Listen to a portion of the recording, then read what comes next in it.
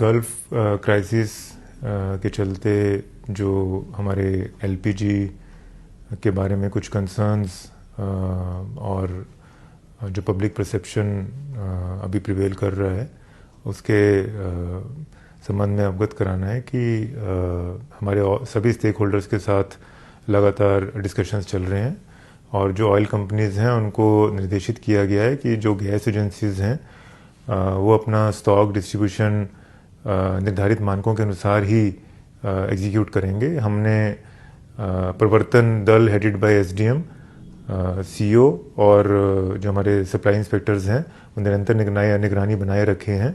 कहीं पर भी कोई इनपुट आता है हमारे होर्डिंग का, ब्लैक मार्केटिंग का या डाइवर्जन का, तो उस पर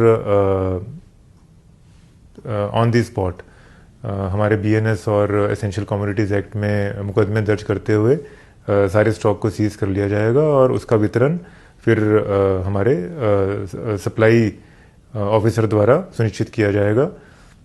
इसलिए ये सभी ऑयल कंपनीज और एजेंसीज को वार्न किया गया है कि इस पर कड़ी निगरानी रखें और जो पब्लिक यूसेज के लिए जिस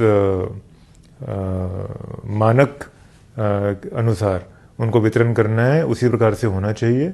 अभी जो हमारे घरेलू गैस सिलेंडर हैं उस पर किसी भी प्रकार का कोई प्रतिबंध नहीं है। जैसा सप्लाईज बुकिंग्स पहले हो रही थी आगे भी उसी क्रियाविधि से होती रहेंगी। कमर्शियल जो हमारे गैस सिलेंडर्स हैं उसको लेकर जो हमारे एसेंशियल संस्थान हैं, एसेंशियल सर्विसेज जो प्रदान करते हैं, जैसे हॉस्पिटल्स हैं या कुछ ऐसे रेजिडेंशियल स्कूल्स हैं जहाँ पर मेस संचालित होती हैं, वहाँ पर उनको रेगुलर सप्लाईज मिलती रहेंगी। इसके अलावा जो अन्य संस्थान हैं उन पर अभी अंटिल फर्दर ऑर्डर्स प्रतिबंध रहेंगे जब तक हमारी सिचुएशन नॉर्मलाइज नहीं होती है। इसलिए उन संस्थानों से निवेदन है कि वो ऑल्टरनेट फ्यूल्स या जो हमारी फ्यूल सेविंग मेथडोलॉजीज़ हैं उनको अडॉप्ट करके अपना संचालन करें। और आम जन से ये अपील है कि किसी प्रकार से पैनिक ना करें। हमारा जो कंट्रोल रूम है उसके नंबर्स फ्लैश कर दिए गए हैं। आपको कहीं से भी कोई भी समस्या या कोई आशंका है, कोई एप्रीहेंशन है तो कंट्रोल रूम में अपनी बात को रख सकते हैं। उसकी पूरी inquiry with in no time करवाते हुए आपको रिवर्ट किया जाएगा। और हमारे कंट्रोल रूम में सुबह 1 घंटे की ब्रीफिंग रहेगी जिसमें हमारे एडीएम, डिस्ट्रिक्ट सप्लाई ऑफिसर और तीनों हमारी agencies IOC, BPCL and HPCL के प्रतिनिधि, चाहे हमारी मीडिया रिपोर्ट्स हैं या हमारी पब्लिक कंप्लेंट्स आई हैं कंट्रोल रूम में, उनका निराकरण करेंगे।